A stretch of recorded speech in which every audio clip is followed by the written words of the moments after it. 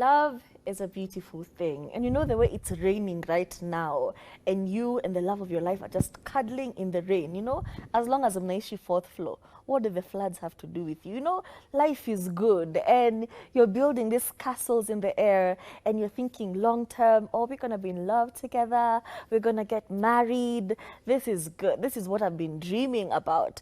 But before you get married, there are a few things you'll need to talk about because it's not always rosy. So before you think of marriage, what are the things you need to have conversations about? And I think at the top of the list is finances. And it doesn't matter if when you guys were dating, things were good, you never had to talk about finances, everything was just flowing. But if you intend to be with this person for the rest of your lives, you guys need to talk about money. And it's uncomfortable, yes it is, but you need to talk about how are we going to be investing into things? Are we going to be splitting bills in this house? What's the situation going to be like? Are we putting aside a fund for education fund in case we have children? Are we speaking insurance, health insurance?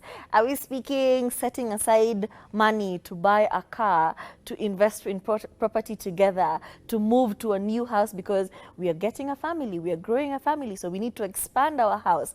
These conversations must be heard before you have the conversation about marriage or before you get married. Another one thing, very importantly, you need to remember, marriage will never complete you. True. You are a complete person on your own. They are a complete person on their own. The two of you are two complete people coming together to have a complete life. But it will never be a case where they fulfill you to the point where you feel like that one missing thing in your life was your partner. It's never going to feel that way. You're not always going to feel like you love this person. You're going to like them sometimes. Sometimes you're always going to love this person, but you're not always going to like them. And you're not always going to feel like you're in love. You know that feeling where you have butterflies, you're excited to see them. You just want to spend every waking thought, every waking minute with them. It's not always going to feel that way because life is just life and life lives, yeah? So you need to understand that you can't expect this person to give you all the love that you want, because you have to start by knowing what you want first, loving you first, and extending that love to this other person, because it will not always feel like a dream. Sometimes reality sets in. You have a big fight and you're like, what? What's this tooth called? There's a funny name for it in Kikuyu. There's a funny name for this tooth when it's like hang outside. Yeah. Homa. It's called Homa. Home. I don't know. There's a funny word for it in Kikuyu. I can't think of it now. Yeah, so just remember that. Yeah, and also expectations. People have different expectations when they're getting into marriage. You've seen stories of where somebody said, after we got married, he absolutely switched up and I don't recognize this person before me. But you guys never talked about what are you expecting from each other or from the marriage when you guys finally get married. Maybe he's expecting a stay-at-home traditional wife, somebody who's going to cook and clean and be not a Smith to his Lucky Blue Smith. You have not talked about his expectations, but he treats you as different entities. He treats the girlfriend differently and he treats the wife differently. You as the babe, maybe you had expectations of, when I get married, these are the things that I need from my relationship, these are the things I need for my marriage, and when they're not fulfilled, you start being angry and being disgruntled, but you never had that conversation. You never said, if I'm getting married, I want to be coming home. You come home from work every day with a bouquet of roses because you're happy that I am your wife. And when they don't do that, you get angry. But did you ever communicate the expectations of your marriage? So that's a thing you really need to talk about. Conflict. Now, when you're in the honeymoon phase of your relationship, and I don't mean that 1 week that you take away after your wedding and you go out. Nah, I mean the honeymoon phase. Apparently, it lasts upwards of 1 to 2 years. For some people, it lasts very much longer. For some people, it's very much shorter. But when you're in this conflict-free space, you are in lovey-lovey. It's a buju-buju. Oh, buju-buju. When you're in a buju-buju, you don't think you'll ever fight. You do not think you will ever have a reason to have an argument with this person. You think it's just going to look beautiful through and through. But arguments come in relationships. And it is very important that you recognize your role in a conflict. You recognize what part you've played in a conflict. Because unfortunately, this is not a conflict that you're just going to be like, yeah, I'm out. I don't even need to be here. Like, I have a home. No. This is your home. this is your partner. Y'all are not going to break up because of a fight. So guess what? You have to live through it. How do you live through it? Let's have a conversation about what my role is, what your role is. Okay, let's find out what the root cause of the issue is, because it's not just because you left your socks on the ground that we're fighting now. No, no, no. There have been many things that have led up to this one thing that now has popped this balloon. So let's find out what the root cause is, yeah? And then once we figure out what the issue is, then try and go back to resolving it. Like, how do we then fix it? We don't want to come back to this same situation 2 weeks from now. So like, how do we solve it?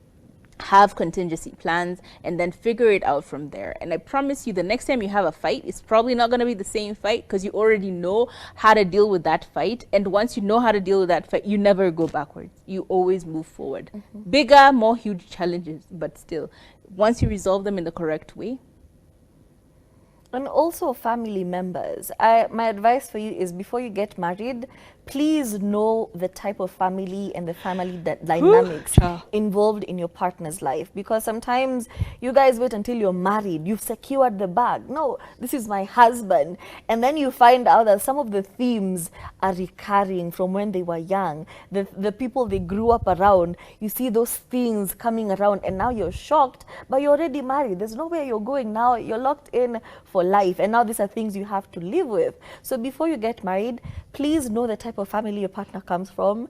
Please know the relationship they have with their family members. Are there boundaries, or are family members going to be showing up at your house every weekend, every day? There's a family member. There's somebody who needs black tax. Are they always paying black tax to the family? And you guys are never, you're always broke. You never have any free money, because the moment he has few coins he can put aside, he says, my mother wants a car, I will buy her a car. My mother wants a weather balloon, I will buy her for her. So these conversations need to be had, because it's difficult. Breach of trust. What does breach of trust look like to you? What does it look like when you say my trust, you've broken my trust? What does that look like for you? What does that look like for your partner? Let's have a conversation about it. Are we purely monogamous, or at some point are you going to throw in polyamory or polygamy in my face?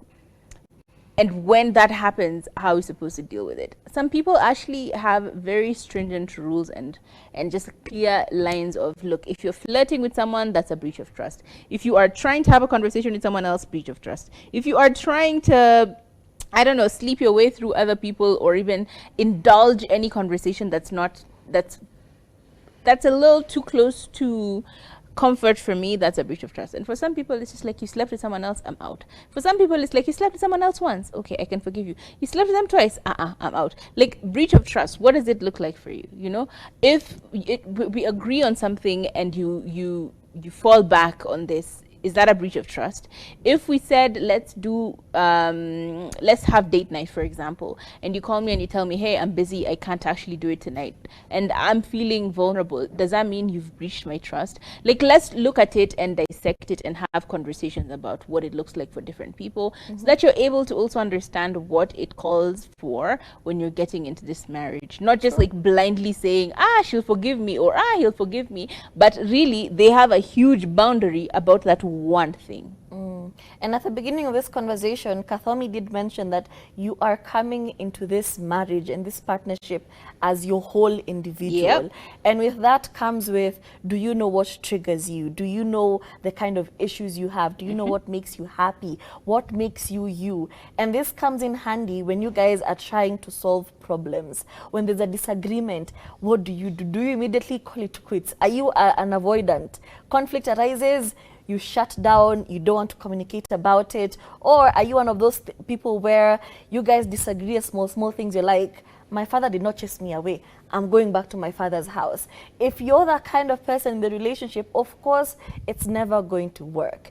If anytime you have a disagreement, you've packed your bags, you're leaving, marriage is clearly not for you. You need to find healthy ways to resolve conflict. And I'm a huge believer in, there's no disagreement that cannot be forgiven or cannot be talked about.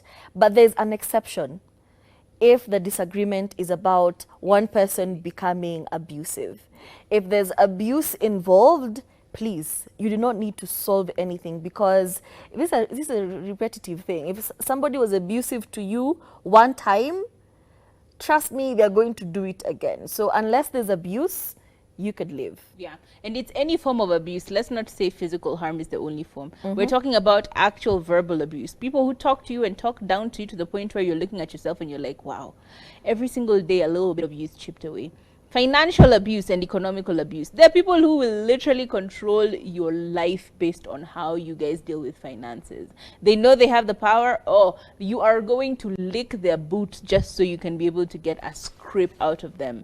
Like abuse in its whole spectrum is an outie for you, or should be an out for you. And for me, 100% infidelity. Infidelity. As in, you and your legs, you decided you're going to go and hit other people's legs with your, yay, consciously. I am out. Anyway, another reason that is very, very important, and I feel like people overlook this a lot, is like, why are you doing it? Why are you getting, like, what are the expectations coming into this marriage? Are you expecting a lover? Are you expecting a fighter? Are you expecting a father? Are you expecting a mother? Are you expecting a companion? What are you expecting a financial support system? What are your expectations coming into this relationship, coming into this marriage? Once you are very, very clear on what you want and what they want, trust me, that's half the battle. Because oftentimes you get into a marriage with someone, even relationships, you get into a relationship with someone, and then they had this like idealistic version of you that they'd created in their head, and when you come and don't fit the mound, they start becoming angry and resentful. So it's very, very important that you make it clear. If for as simple as, Turi, I expect for you to be home by 6 p.m. If we've had this conversation, Turi knows she's supposed to be home by 6 p.m. Ikienda kufika 5:45 na hajafika nyumbani, what does she do? Hey, this and this is happening. I can't make it. Give me a few more hours. I should be there in good time. You see, it's very clear. And then I also know that she's not going to be home by 6. So by the time she's coming home at 9, I'm not angry. You know what I mean? It's very simple.